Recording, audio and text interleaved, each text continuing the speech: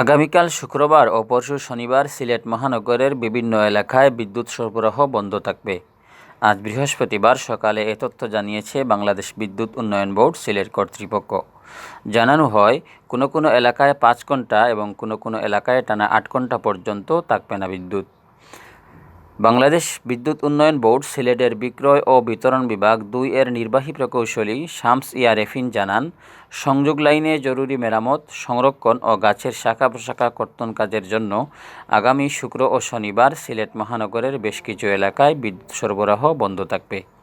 এর মধ্যে আগামীকাল শুক্রবার সকাল 7টা থেকে দুপুর 12টা পর্যন্ত মহানগরের Masimpur, Chhararpar, Amjad Ali road, Mahajanpatti, Kamalgarh, hawkers market এলাকায় বিদ্যুৎ সরবরাহ বন্ধ রাখা হবে এবং এর পরদিন আগামী পরশু শনিবার সকাল 8টা থেকে বিকাল 4টা পর্যন্ত মহানগরের শাহজালাল উপশহরের E block, F block, G block, H block, I ও জে ব্লক এবং সাদাটিকর, মেন্দিবাগ, বুরহানুদ্দিন রোড, মিরাপাড়া, টুলটিকর, কল্যাণপুর, শাপলাবাগ, কুশিঘাট, মুরাদনগর, মুক্তিরচর এলাকায় রাখা হবে বিদ্যুৎ সরবরাহ বন্ধ।